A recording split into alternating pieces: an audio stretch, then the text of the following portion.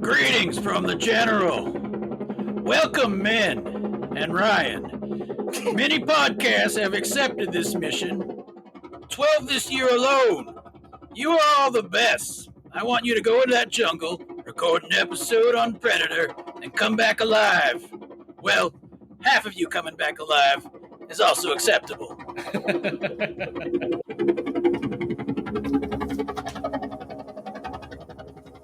I ain't got time to pod.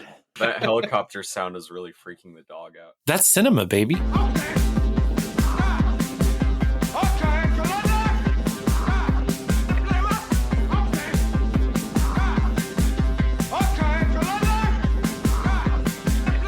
Sonny Corleone was a Long Island tough, big eggplant energy, but it wasn't enough. Quattro lived in a belly, but he got one in the brain. My feet exploded, Nessie driving RoboCop insane. Clyde had a gun for fighting, Bonnie wanted one for fun. They was only 24 and 25, and she got 26 shots when they died.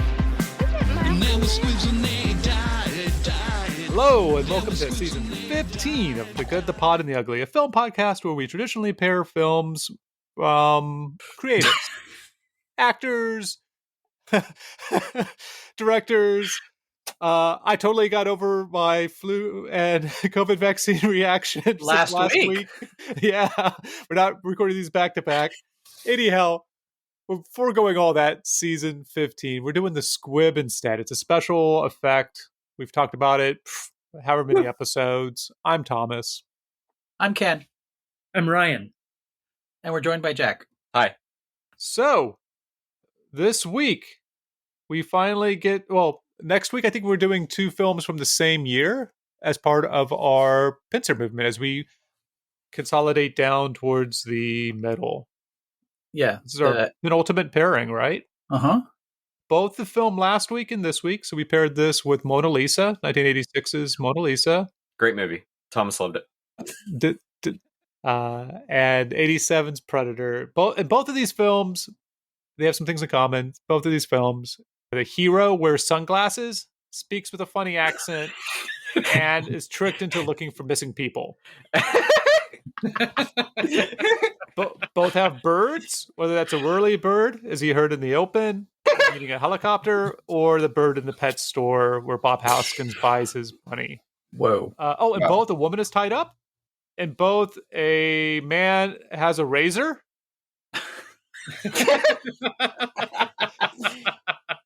Both have arm wounds. Both in with with two dudes and a gal leaving the movie you've just seen. And I didn't go through all my Bob Hoskins facts last week, but both have what I would call chameleons. The Predator in this, and Bob Hoskins able to be anyone. Well done. And last week's. Almost Mrs. Doubtfire, as we learned last week. I didn't even talk about Babe when he was the pig. I'll put that in social.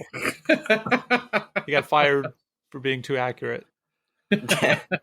So there 87. 87. 87. I'm sorry, did I say pig? I meant to say Babe. Again, this No, you said week of Babe. respite. I did? Okay, cool. I think you did. 87, Predator. We've also covered Untouchables and Tough Guys Don't Dance. Woo! Yeah! One great movie That's and one it? good movie. That's it. That's all we've covered in 87. I don't think Wow. I'm pretty sure that there was not a Eastwood that year for some Wow. reason. So 1987 was a formative year for pop culture at large. And the film we're talking about today came out in the summer of 1987. And there was actually a book that had been in development for years that was coming out with the exact same title. When this movie came out, they had to change the title of the book. It worked out for everybody, but it was a lot of consternation at first. So the book that came out, we now know as The Art of the Deal. And I think it worked out. I saw that one coming. Wow. Did you? Yeah. Okay. Podcast over. That's very Originally, tight. Oh, no. originally, the title of this film was The Hunter. I don't know if you guys knew that. There was Dylan and Dutch and the famous Weathers, Schwarzenegger, arm wrestling hand clasp greeting scene was not in the script. They just shake hands and they don't know each other. Huh. So they have no past. Now it's And a it was meme. pretty much a single commando going up against the predator, which was called the hunter, but would have a very different, like that creature would have a very different appearance and persona than what we see in the film. So much so that the novelization before the film came out would have that alien be able to turn into other creatures, a little bit like Manimal. Mm-hmm. Manimal. Yeah. Uh-huh. Classic. So that answers your question, maybe, Ryan, about why JCVD is hanging out with McTiernan Why? on the set. Why? Oh, Jean-Claude Van Damme was originally going to be the Predator. Huh? What? You guys don't know this? I'm sorry. I thought this was just common knowledge. No. Okay. You sent us a picture of all the research you were doing, and I was like, well, that's one movie I don't have to read up on. Man. Cook. Come on, let's hear it. Okay, so Jean-Claude Van Damme had like one or two movies. I think this is right before Kickboxer. This was like Break-In, where he's a dancer, and he kept pestering, or I don't know, being proactive, asking for roles. And eventually they said, oh, well, they need somebody in the role of the alien creature in this movie, Hunter, later be called Predator. And so they made a suit for him. It ended up having like some like stilts on it, but the idea was that this creature would be a lot more lithe and like able to jump further and was more like a chameleon. There's photos you can see of it. And Jean-Claude Van Damme, I guess eventually, there's like a couple different stories from set. Either he realized that because he's in a costume, no one will know that it's him, or he realized because he's in this giant costume that he can't do his kicks, or he realized that it really sucks to be in a costume in the heat of a jungle in the middle of Mexico where everybody is shitting themselves from eating craft services and not being mindful of the water they're drinking. Wow. So he either was fired or quit. It seems like multiple times, and then eventually they let him go, and which was brilliant because they didn't really have a design for the Predator. Really? They didn't have like a finalized design, and so that was actually done by the special effects artist of Manimal fame. Wow. You want to give him a shout out? Stan Winston. It would be Winston. Okay. And so he was I think he was going to work on maybe Terminator 2 or something. And he's on a plane with Cameron.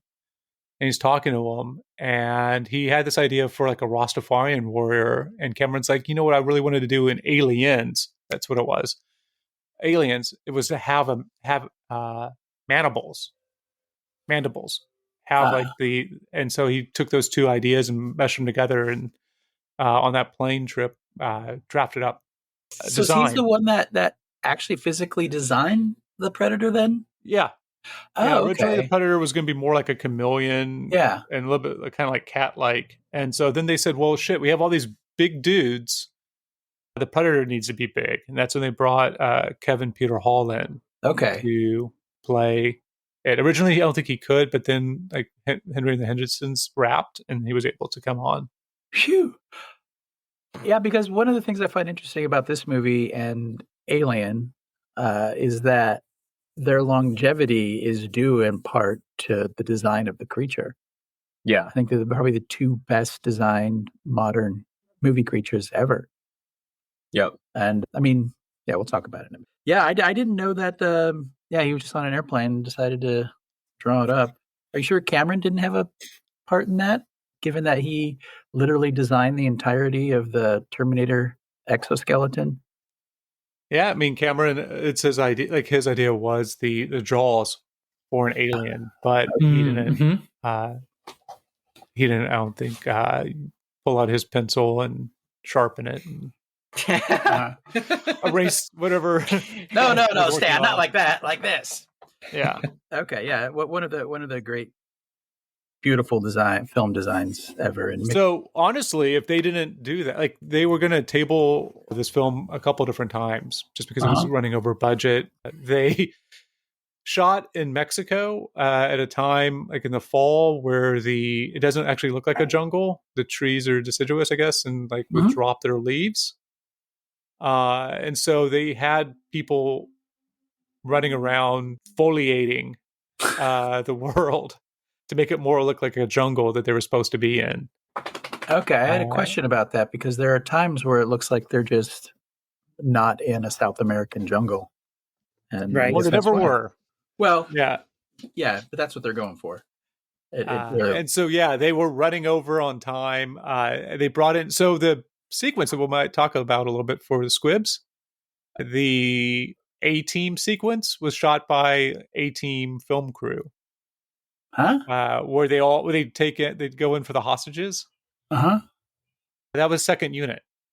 Oh, that makes I a lot of sense, actually. A-Team, like Stephen J. Cannell's television show, The A-Team. Yes. And I was like, Yeah. Hannibal? B.A.? Well, what? Yeah, like that's like the spirit of that scene is what I get out of it. I mean, there's a lot more people being shot, but there's a lot of people flying through the air. Yes. Being blown away from stuff. Yes. And also you have a leader who has a cigar, has a plan that comes together. He's the one that lifts up that truck because he's strong. Oh. Yeah, that's a total A-Team plot. And very few of the members of the crew are going back on that plane because they're going to be dead. Very sad. Anybody want to give a stab at the plot? I mean, it's not much of a plot. Jack, go for it. It's an unnamed jungle country, and the CIA, played by Carl Weathers, plays the entire CIA, is going on a mission with a special ops rescue team led by Dutch, played by Arnold Schwarzenegger, to drop from helicopters into the jungle and recover some sort of government figure, a governor. What are they? Ambassador. Yeah. A cabinet minister from the adjacent country. I Yes, think is what who's it's supposed to be. gone missing on the other side of a border in enemy rebel territory. With Russians in it. With Russians and also Spanish speakers, because it's Laos / Cambodia / Venezuela / Mexico. Anyway, the mission goes wrong. They start finding mysterious dead bodies, and then they start slowly getting hunted down and picked off one by one by a mysterious invisible creature that is spoilers if you watch the first 15 seconds from outer space. Very so good. That's crazy that was added later. Yes, and that might be the worst thing about the entire movie. The opening with the ship? Yes. Yeah. Because you never see the ship in the actual movie.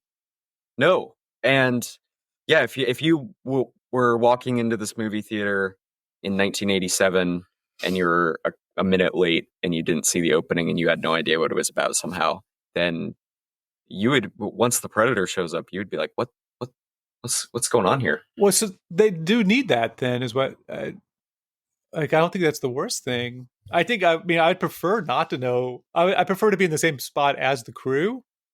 Right. Yeah. Well, agreed. We didn't go around the horn about people's experience of this, but given my age, 1 million. I saw this on opening weekend. He rode a dinosaur to the movie theater. I was 100% the demographic for it. But you're right. I mean, the amount of stuff you don't know and maybe didn't know because commercials didn't need to show as much because what else were people going to do on the weekend? They weren't going to stream shit. Why not?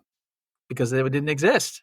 They didn't have their phones. They didn't have any internet. So we all went to the movies. Arnold Schwarzenegger in a action movie in the jungle, maybe some sci-fi elements. Yeah, but having this movie unfold going in cold is hard to imagine probably today. But that's how I first saw it. And it became a really indelible movie for that summer. I must have been 16 when it came out. Shit. I was really looking forward to doing this one because I haven't seen it since I was about 8 years old, which was, I didn't get enough sleep to do math, 13 years ago? And as much as I loved it then and still love it now and think it's like sorry, we're not at reactions, but it is one of the perfect action movies. I've never had the desire to rewatch it for some reason. And watching it again last night after 13 years, I was like, I remember every single aspect of this movie. Like, there's no surprise. There's nothing that I had forgotten. Yeah. Because it's the most straightforward, just killer action movie. Thomas and Ryan, first time? No, I've No, seen a bunch. In fact, this is a movie that was like a quid pro quo with my spouse at the time, my girlfriend, where I multiple times wanted to watch this with her, and she did not, because she thought it was just going to be a dumb action movie, which it is. But I think eventually she found something that I didn't necessarily want to watch, maybe The English Patient, and so we swapped.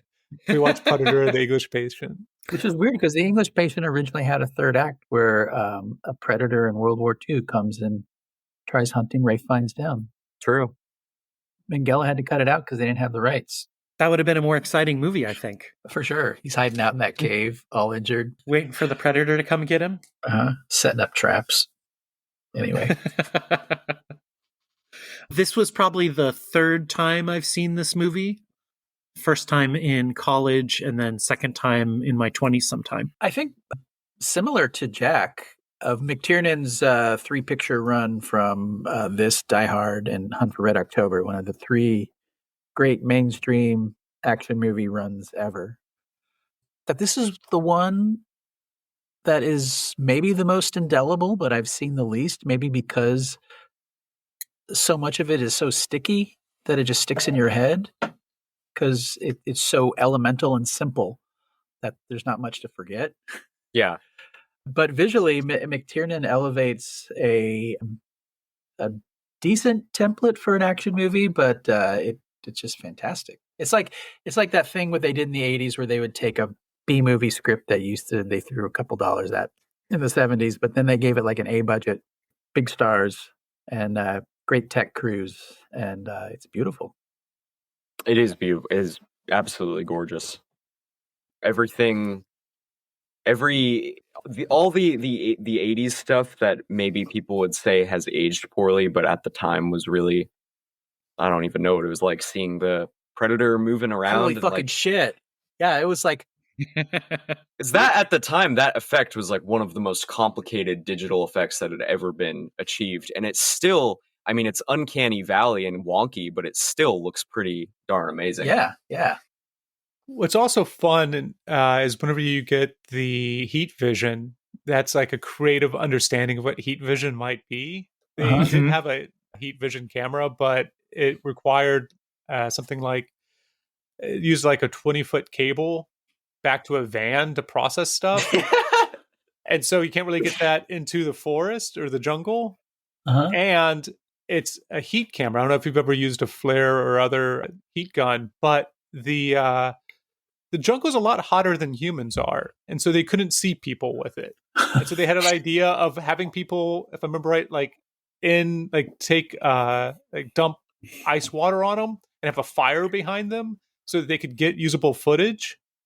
And eventually McTiernan just reached out to some special effects people he knew from television or music videos or something of that nature, and went behind the studios back to have them just create that blurry, kind of impressionistic vision of the world.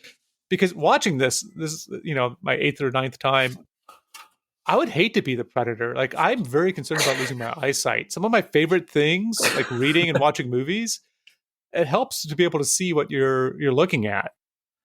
Yeah. But also it gives him an unfair advantage. That's part of the thing, right? That he has the same unfair advantages that we humans have to other animals.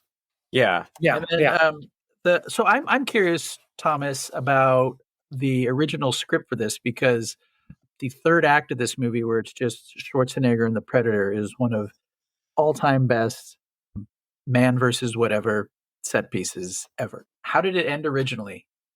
Well, in Jim and John Thomas's, that's the last name for the brothers. John Thomas. Why did his parents name him that? They had Dutch blowing up the ship. I guess probably, Oh. I don't know if that's in Predator 2, but it seems like it is. Like, Yeah. it has him blowing up the ship. And so to have that, you have to have the budget for the ship. And so they instead use more traps in the jungle. hmm And one thing that wasn't in the script was the creature taking the mask off. Oh.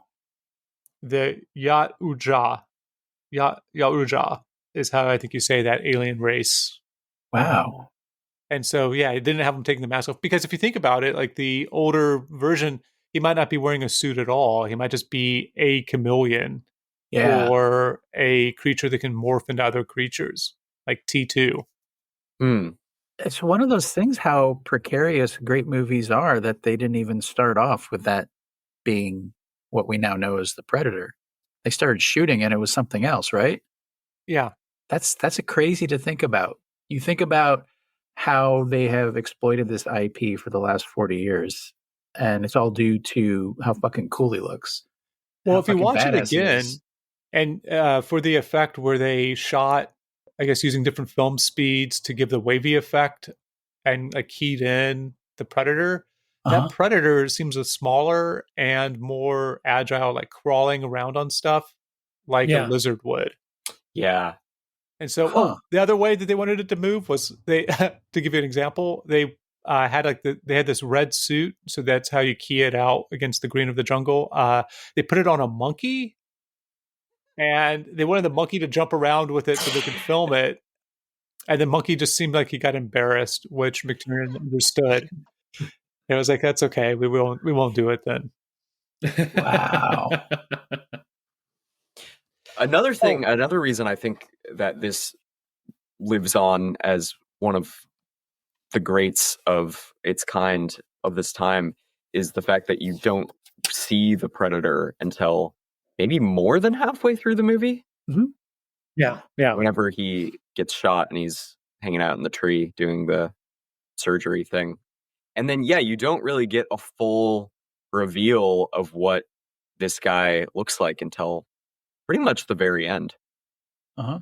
Yeah, the first part of this movie is like a men's action movie in the jungle. Yeah. It's fairly standard. There's a CIA guy who turns out something else is going on. And then there's like the little clues with the skinned corpses, which is pretty gory, even today. It is. Why'd you let me watch this when I was 8? Because it's fucking great, man. Yeah, it's awesome. And I loved it. I guess the other interesting thing there is with budget or whatnot. I think having that second unit shoot the hostage taking scene or recovery scene or the infiltration, whatever you want to call it, of the rebels, does keep to the spirit of this being an action film. Yeah, like a men's action movie, like Missing in Action or Commando. Yeah, because McTiernan definitely wanted it to be a horror movie, and I think Joel Silver wanted it to be a action movie, and that friction creates something which is pretty remarkable in this film. To not give a reaction, but to get close to one. Yeah, we all love it, obviously. Yeah, the acts are very cleanly divided between the commando raid at the beginning and then the Predator hunting in the second act, and then Schwarzenegger becoming the Predator in the third act. Yes. Yeah. It's very clean breaks each time. Yeah. Do we want to talk about Squibs real quick? We'll do the why'd we talk about this movie? Why'd we pick this movie in the first place? Yeah, so it takes about 25 minutes to get to that A-team sequence Tom was talking about. But then after that, we have a lot of squibs and a lot of practical effects. There are I guess if there's no, go for it. Oh, tree squibs, hut squibs, camo squibs, rebel squibs, jungle flora and fauna squibs, and the governor squibs. I was gonna say, I guess if there's one thing that I forgot about this movie, it is how viscerally nonstop fucking insane that shootout is. As one of the craziest action sequences that has ever been filmed. That rescue scene. Yes. It is just, as long as it lasts, it is just it goes to 100 like that, and then just doesn't stop until it's over. It is, just one of the joys of watching movies is a scene like this. It's one of those great action set pieces where the compound they're assaulting seems to get bigger and bigger as they go, just so they can blow more shit up. It's like inside the TARDIS. Yeah, then there's a scene where Bill Duke is the first one to kind of see what they're up against, and then he starts shooting that minigun. It's after Jesse Ventura gets his chest explodiated. Painless. Yeah. And then the rest of them come. It's like a dog barking at the door, and all the other dogs come barking. They don't ask what it is. They just all, okay, we're going to start shooting. That scene seems like it lasts for 5 minutes. And it's just nonstop, just trees and leaves and everything getting shot to shit. I think this might be the first movie that we've covered that the best squib might be jungle squibs or set squibs in tree that squibs. Tree squibs. Yeah. Non-blood squibs. Yeah. The tree squibs are amazing. And then afterwards, how seriously Bill Duke is talking about it, where he's like, man, nothing could have survived all that. And it's like, yeah, we know. We saw it. It did. The way it was cut reminded me of Bonnie and Clyde getting killed, to bring it back to another squib fest. And another Vietnam War allegory movie, which more on that later. Yeah.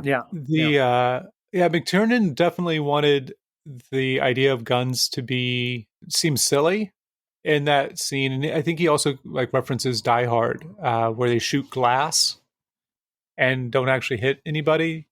Just the idea of expending ammo without, it was just like guns don't actually solve anything would be what McTiernan's argument would be, despite it looking pretty badass. Yeah, that old Painless normally shoots 6,000 rounds a minute. So give that a second to think about. 6,000 rounds a minute. That's 100 rounds per second. Its magazine crazy, its magazine only holds 550 rounds. So wow. if that wasn't a prop gun, in 6 seconds it would be out of ammo. Oh wow! Right. That's funny. God damn. They also slowed it down so that you could actually see the barrel moving. Holy shit! So it was shot at less than a quarter speed. Wow. Do we have a best squib from this movie?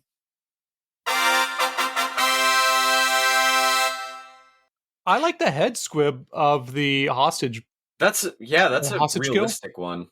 But actually, my favorite is because I like a bunch of people be shot a bunch of times. Right after the helicopter is blown up, when they're evading the compound, there's two revolutionaries that are side by side, like kind of like at elevation, and they both get machine gunned at the same time by Shane Black and the other white dude who's not Schwarzenegger. Yeah, and they're doing that great 80s flailing around. Shot. Yes. Yeah. I think that the Jesse Ventura squib is pretty legendary. I have the Jesse Ventura one too, because you don't see the whole thing. It's most of it's below camera. Yeah, but it's still pretty nasty. When Bill Duke's Mac, he takes one to the brain, but I don't know if that's a squib because it's from behind his head, and so it could just be a trick shot. Yeah, that's a classic Joel Silver shot right there. Yeah, I thought that was like a prosthetic head getting blown up with a squib. Right. So did I. Yeah. Pulp Fiction. I saw it would have been. Okay. I got Jesse Ventura. Jack, you have Jesse Ventura? Yeah. And then flora and fauna. That's probably the only flora and fauna left. Is there a worse squib? I can't imagine that there is. No, they're all pretty good. Joel Silver, did you guys ever see Grand Canyon?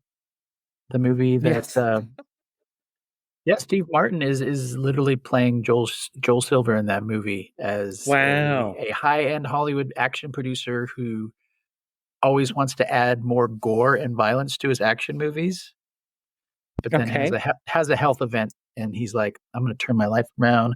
I'm going to do good things. And by the end of the story, he's gone back to what he was before. Spoilers. Yeah, I think about Steve Martin playing a version of Joel Silver quite a bit. So that, I guess, to put a finer point on them shooting up the forest, McTiernan said it was about the impotence of guns, which is exactly the opposite of what he believed he was being hired to sell. and it wasn't in the original script. Wow. He just put it in there. And I Oh. love that Bill Duke stuff, I think, got added as well later. Which Bill Duke stuff specifically? Oh man, so okay, so I think one of the reasons that Bill Duke was a little bit hot, like his asking price, his list price, his contract price was a little bit more than what the film really had it for its budget. His quote. But his quote, thank you. But they really needed somebody who could act in the film, legit. Yeah. I mean, Carl Weathers can, but I mean, they needed somebody who could really act, and so they brought Weathers and him on to help Schwarzenegger up his acting game. That makes total sense. Wow. And so, if you look, like the razor thing for his head, that's not in the script anywhere. No one knows where that came from, aside from maybe Bill Duke. And then he has like a monologue, but actually like a soliloquy where he's talking to his dead friend. Yeah. Which is atypical for anybody else in the film. And then he also goes crazy singing Long Tall Sally. Yeah. And so all those are just like moments that are, I don't believe were in the original script remotely, because they even have like a team in the original script that are there to like basically give an actor the ability to do some acting. Oh, that's interesting. Yeah, he's great. And now that you mention it, he does do a lot of heavy lifting as far as acting goes. He's so good. His little bit with the razor, and then when it finally comes to a head, it like snaps. Yeah. It's like Chekhov's disposable razor. It's great. Yeah, dry shaving in a moving helicopter with a disposable razor. It's badass. Yeah, or insane. I love the helicopter scene where they're all given their little bits of business to introduce their character. Such great classic Hollywood shorthand, but also kind of vulgar in a way, especially Shane Black and his pussy jokes. Yeah. Shane Black, who would later go on to direct a film in this franchise, which is one of the worst movies I've ever seen. Yep. Also, Predator. could he look more like a nerdy, like a film nerd? He's just so scrawny and like does not look like he belongs anywhere near these other dudes. No, I don't know. It's the cartoon thing where everybody, you have to know who they are just by their silhouettes. Oh yeah, for sure. He just is like an exaggerated version of that almost. Yeah. There's always the smart guy in those But groups. his build is probably the closest to a special forces person's build. Like your special forces people aren't roided out where they have to like turn sideways to get outside the chopper or something, right? Like, I don't know. I saw Lioness. That looked pretty real to me. Okay. I don't know what that is. It's a special forces TV show. It's a Tyler Sheridan thing. We can cut it's it all Tyler out. Sheridan. Boo. Yeah. There's a digital effect in this film that you might not realize. And that is at the very beginning, which I always forget in the beginning, that they show up in sunglasses looking a little bit like tourists. Mm-hmm. Schwarzenegger's Dutch wasn't allowed to smoke in that chopper. And so they digitally make his cigar lit. Oh, Wow. Interesting. Wow. Fascinating. Pretty good effect. It sounds like you're pandering. No. I'm just thinking of when the mask came off the Predator, if he had a cigar in his mouth, that would have been very funny. I'm just thinking how, I didn't even notice that, because digital cigarette smoke is something that you see in especially TV nowadays, and it always bugs the shit out of me. Yeah. So good on them for doing that in 1987 and me not noticing. This is up there with Bonnie and Clyde. I feel like it's very fascinating that we're covering both these movies this season, as I think one of the best Vietnam War movies that has nothing to do with the Vietnam War. And I don't know how much of that was intentional. I'm really glad to hear you say that McTiernan had all of that in his head about guns and the ridiculous nature of guns, because watching that scene, all I was thinking is how much taxpayer money is being wasted right now by these voided out machismo idiots who have no idea what they're doing and are in this jungle completely out of their depth, being killed by something they can't even see, and are just rushing headfirst into it, spending a ton of money, wasting a ton of resources, and getting brutally killed for what is essentially no reason. Yeah. And if that doesn't say everything about the Vietnam War right there, I don't know what does. I have no idea how much of that was intentional, but this time around couldn't watch it as anything else than a Viet Cong allegory. Yeah, I think it's 100% intentional, Jack, and I think it is a great quote unquote dumb action movie, but I think there's actually a ton of shit going on under the surface. I in my Letterboxd review, follow me, Ken Coral on Letterboxd. I actually mentioned the Vietnam allegory and then wondered, were they still doing that in 1987? It does seem kind of late to be doing that, but given the age of the directors and the producers, it seems like it had to be a component. And how many Vietnam movies were out around this time, Ken? Because like Platoon, Hamburger Hill, it would have been like a prime time for the serious. This would have been right after Platoon in the same year as Full Metal Jacket. It seems like this was the first time society was really, at least in film, was truly trying to reckon with the Vietnam War. I mean, having big dudes with guns go into a jungle at any point, I guess it's going to be hard to get away from a Vietnam allegory at this point. Yeah, I think there's probably some of that.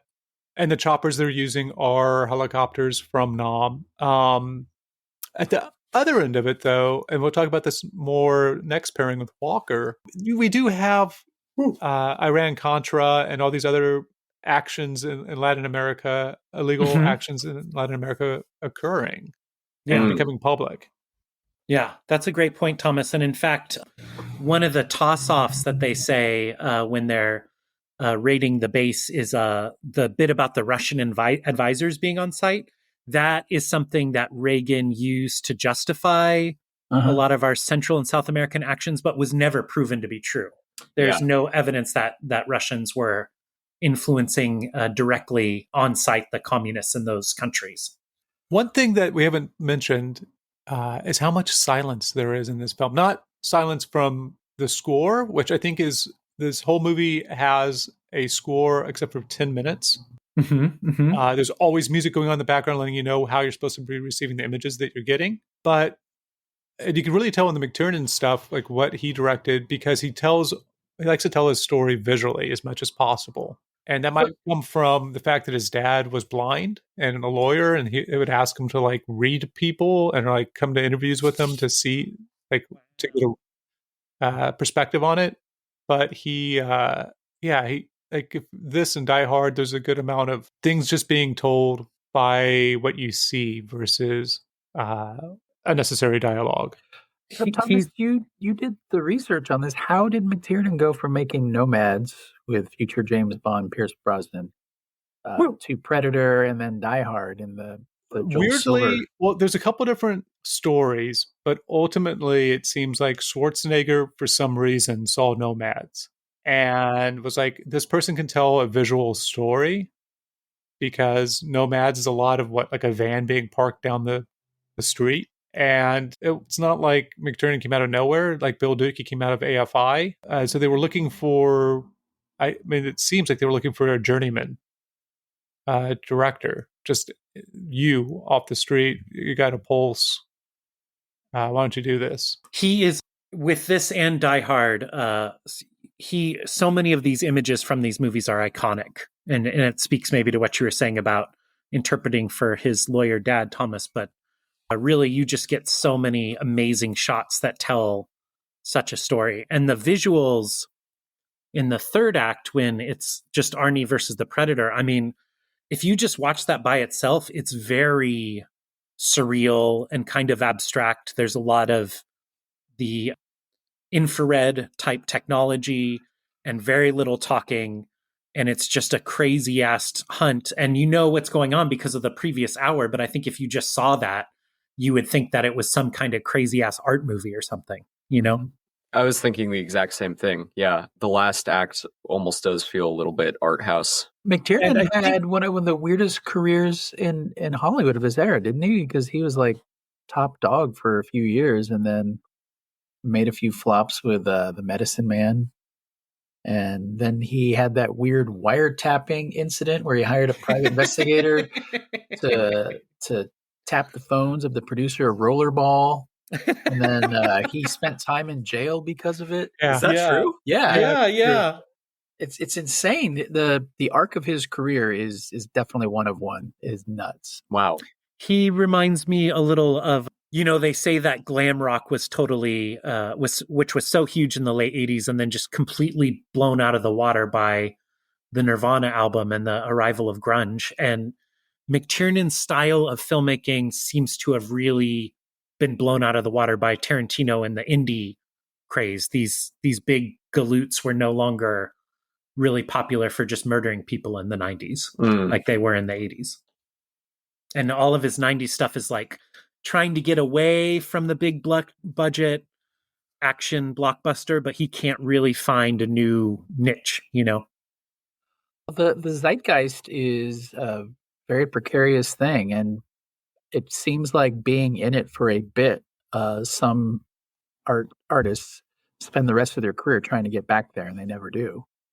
And it's mysterious how he at the right place at the right time, and he makes these movies. I mean, 3 stone cold classics in a row, including 2 of the best action movies ever made, and then not much. Maybe the Thomas Crown Affair. No, Thomas Crown Affair is good. And then the third Die Hard movie is also fairly good. Well, I think might also be interesting if you think about this relative to Last Action Hero, the next time he works with Schwarzenegger. The Last Action Hero definitely is a meta movie, a movie about movies or about action movies. And I think Predator is as well. Yeah. But it's just subtle and wrapped into the cloth of the pastiche of an action movie. Yeah, Last Action Hero is too close to like an Abrams Zucker or Scary Movie parody of a certain type of movie. But this one is gleefully also the exact type of movie it might be poking fun at a little bit. And I think you have to completely understand a genre to be able to play off of it. Much like Garth Marenghi's Dark Place. I mean, is there anything in Schwarzenegger's filmography as badass as when he's covered in all the dry mud and he has the upper hand on this unstoppable alien creature who can kill at will? It's his most badass, without any words, really, sequence, I think, of his entire career. When the Predator is trying to shoot him and he's sitting under those tree roots silently and the sparks are flying on him, that is just fucking cool. That's so fucking cool looking. Super cool. Yeah. So, Thomas, you've seen this movie 8 or 9 times. Do you like it? Well, are we at reactions? Yeah, we've been reacting for 15 minutes. I like this film a lot. I enjoy that it's a horror sci-fi movie that's an action movie as well. And so somehow it gets away with it's not Alien or Aliens, but something unique that's like part of that Venn diagram. Because Alien, to my mind, is a sci-fi horror movie, and Aliens is a sci-fi action movie. Yeah, with a little bit of horror in it. And somehow this is able to be a dumb 80s action movie that then becomes a horror movie that then becomes a survival story where you're down to the most primitive. It's like there's a Star Trek original series where I think it's called Arena, where Kirk has to fist fight an alien. And that's what this is. At some point, somebody said this is Rocky versus E.T. Where after Rocky 4, there's just they're like, well, fuck, what can we put Rocky up against? He's become an unstoppable force. Well, let's put Rocky up against an alien. For my reaction, there's so much to love about this movie. It doesn't hit me viscerally. I don't feel scared and I don't feel super pumped by the action, but there's always cool things going on. So it's very watchable, even though it doesn't hit me like, say, Die Hard does. Die Hard's probably my favorite action movie, and that one, I really feel for the guys every time. But this one, it doesn't really hit like that for me. Yeah, I'm the one that picked this movie, Predator, and I wanted at least one Joel Silver 80s movie. It was this or Die Hard, because I think Die Hard squib wise has much better squibs with people getting shot in the legs and all kinds of crazy shit. Yeah. But also, I watch Die Hard every Christmas, so I wanted something I hadn't seen in a number of years. It would have been weird watching Die Hard in September anyway. Yeah, I don't think you're allowed to do that. No. Shouldn't be anyway. I did come out of this viewing with a ton more respect for this movie than I had before. So I was very glad to revisit it. Yeah, it plays so well at the beginning as like a dumb pro-America action movie that was kind of my take on it. The first couple times I saw it was just that it was like really adrenalized, steroid-fueled American rah-rah from the 80s. But it's totally not. It's not that. Yeah, that's what makes it so great. Yeah, because he only starts to win once he puts the guns down, loses everything except jungle and his own survival instinct. Yeah. Even then, he shouldn't win. I mean, it is only by luck and cockiness by the Predator, right? That lets him win. Yeah. I love that he asks the Predator, "What are you?" and then it asks him back in his own voice, "What are you?" and starts laughing and blows up. I feel like there's some sort of message there. I don't know what it is. I do wish that Bill Duke, it's not at all the way movies work, and I understand that, but I think Bill Duke's Mac did enough work both tracking the Predator and in just being such an incredible performance in this movie that I really wanted him to be the one to take down the Predator at the end. If everybody else got laid out, if Schwarzenegger got killed by the Predator and it was Bill Duke's Mac who was doing vengeance for everybody, that would have been amazing. Well, the only person I think that was supposed to survive, aside from Schwarzenegger and the Anna character, was Billy, the Native American, played by Sonny Landham. Who? Yeah, he's great too. He's great.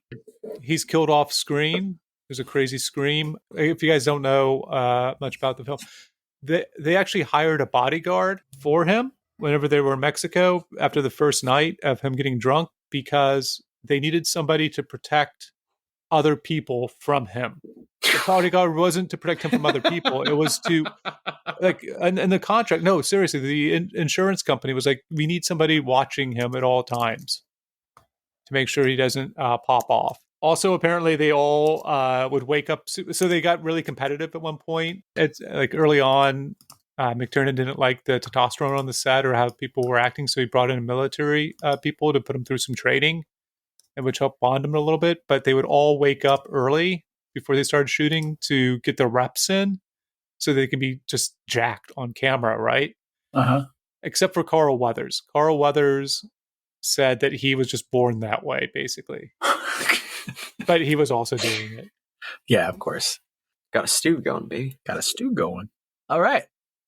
Did we do it? Ryan, how you doing, buddy? Oh, he said bye, guys. I know. Okay. Yeah. Hey, do you want to do another 10? If you got more to tell us about it, I'm all for it. I'm trying to think what else I could say that we haven't really captured.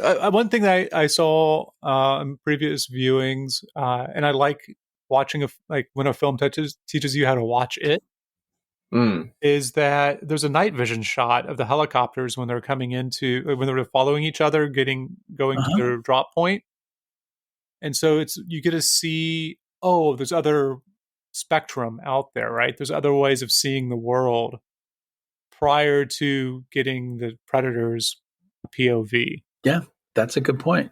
Yeah, I'm a huge fan of this movie, and it is weird I don't watch it more because it seems right up my adolescent alley. One thing I mentioned in my Letterboxd review, follow me on Letterboxd, Ken Coral, is one thing I find charming about this era of movies is, yes, they were always looking to sequelize and monetize movies, but it was never necessarily the thought going into structuring the narrative of an individual movie. Like this movie, if it was made today, the very first one, I mean, they would have hints at other stories, hints at what the quote unquote trilogy would end up being. And they would front load all of that. This was just a movie, and they hope it makes a lot of money, but they don't go into it thinking that there's going to be a sequel and building that into the narrative, or all the different IP things that they could do with it, like a Fortnite character in the like as a predator and all that stupid shit that they do now, right? Yeah. Yeah, they do all the time. It's like having the predator show up at a preschool and scaring the kids, and Predator coming this summer. Oh, I don't know if preschool's the right. It would just be funny because they would get totally scared and scream. Yeah. But this era, it was when they made sequels. The reason that they were mostly terrible is that they didn't go into these movies with an idea exactly what it would be, and that's why when the sequel eventually came out, it was a little disappointing because we wanted Arnold Schwarzenegger again, and we got Danny Glover, who I love. Well, they Sequel's originally good. wanted Schwarzenegger in that role, which makes no fucking sense. Wait, so he retired from being a special forces rescue op commander to being a cop in LA during some race riots? That doesn't really make sense. Yeah. And I know when Dark Horse first started coming out with their Dark Horse, kudos to them for keeping alive these IPs that should have died in Alien and Predator and to some extent RoboCop during the 90s. Which I loved those when I was a kid, and I used to be really big on the Predator, Alien versus Predator, shared universe, Predator versus Batman, all that bullshit. Yeah. I'd buy the Judge toys Dredd. and stuff. Versus Batman. But it is really stupid. I mean, it's cool for an 11, 12-year-old, but it is really stupid. And watching the new Dan Trachtenberger, whatever his name is, I mean, those are fine, but like watching the trailer for the new Predator Badlands, is that what it's called? Yeah. Where it's like, oh, the Yelani Wutan Corporation and all. Who cares about the lore? It should be an alien and then there's a group of people. That's all you need. We don't need the lore and the backstory and the different tribes and the planets. That's exactly what I was saying. Yeah. Now that they have the lore and the expanded universe of these fucking I mean, like I was saying, this is the design of the Predator is why they're still making them today.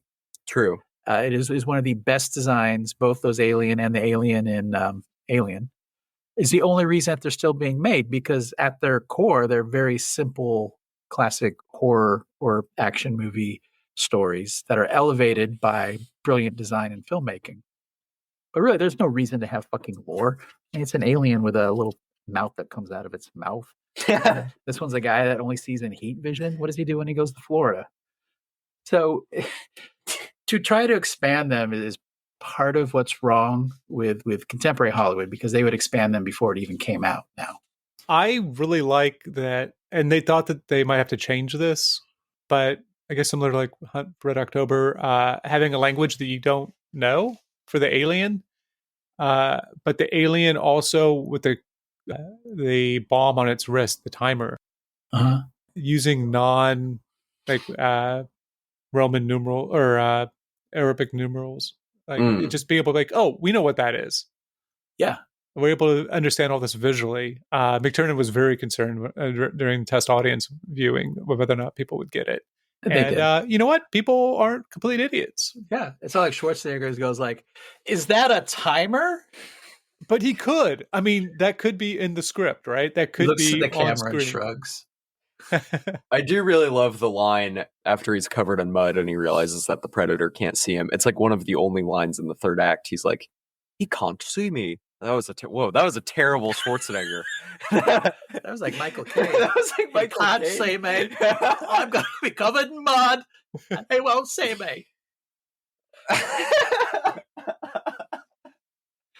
It is wild. It makes no sense, like that the mud would stay dampening his heat. It doesn't, but it looks so fucking cool. It was It just him in does. oh man, when there's the explosions behind the like the tree bridge, it just looks fucking great. Well, so one thing that doesn't look good is the bow and arrow.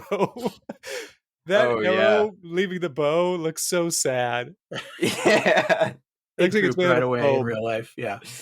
But the I this time, having seen it so many times, I still get faked out, having watched it before, that whenever they're going through the forest early on, they're looking up, they're looking for the chopper and where those dead people are. But I always think they're looking for Predator that early. And they're absolutely not.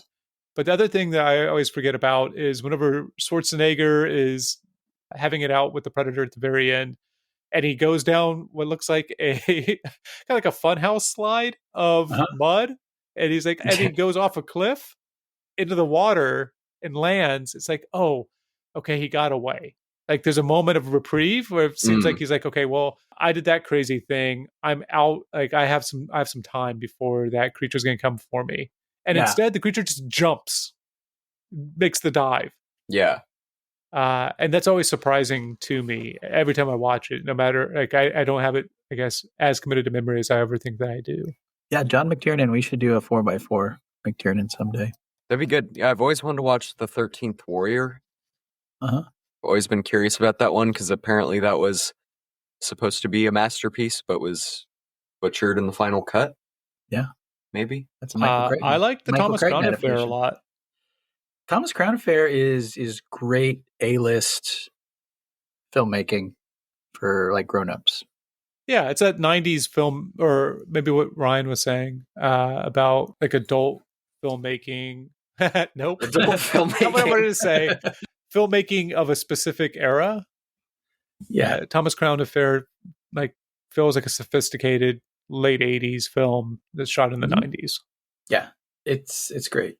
It's great plot. Two sexy leads in their prime. Yeah, it's a great movie. And Michael B. Jordan is remaking it. He's going to direct it. For the third time? Whoa. Just like A Star is Born, every generation needs their Thomas Crown Affair. I don't think that's true about either of those movies. Well, whatever. It's the shared universe that they all have. All the Star is Born characters, AI is going to bring them all together. I know you're asking yourself, but what about that knife? That knife that Schwarzenegger throws and says, stick around? Yeah. Was made by Jack W. Crane of Weatherford, Texas. Apparently he knew some of the producers. I don't know if he knew Silver or not.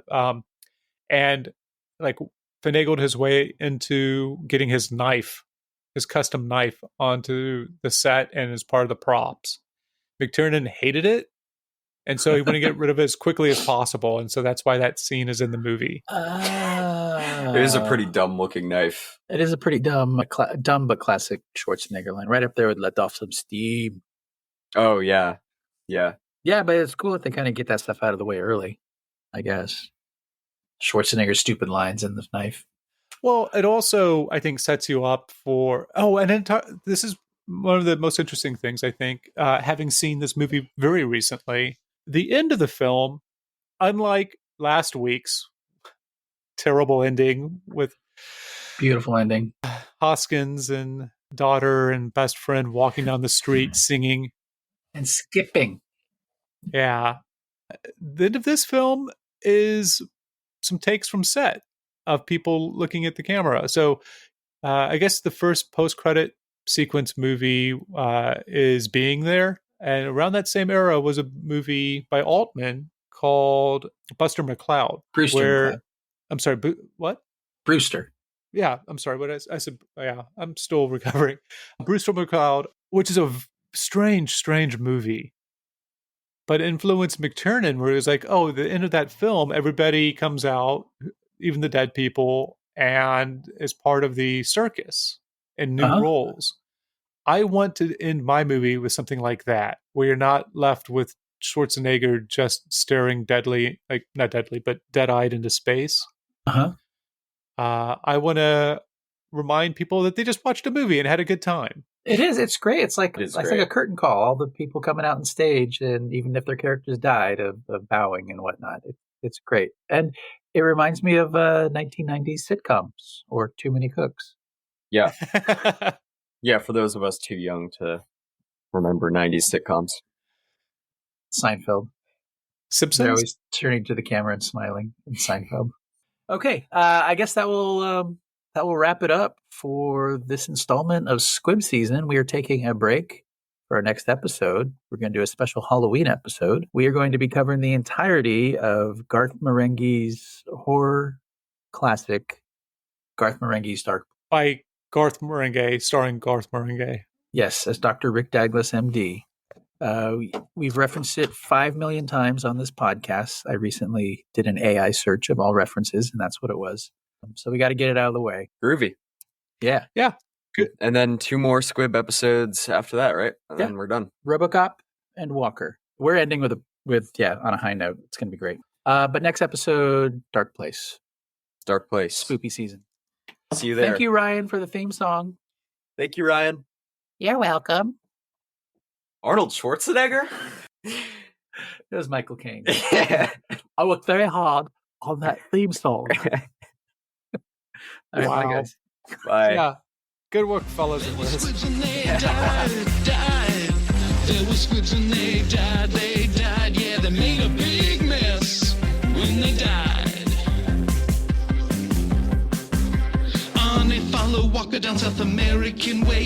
It got squibby, sticky, messy when they got there that day. Peyton lost his love and so he made a face. Django met a dentist, but big holes in little brains. Montoya's chest exploded, somehow wasn't the cocaine.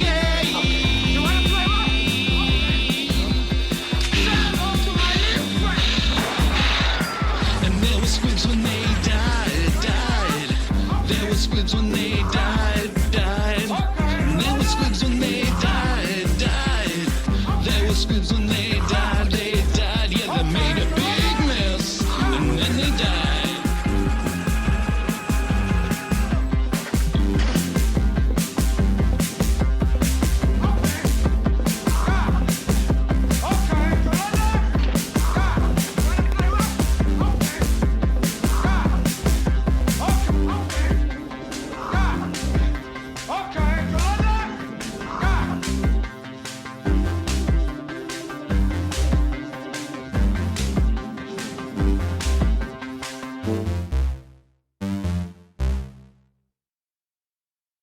Why'd you let me watch this when I was 8?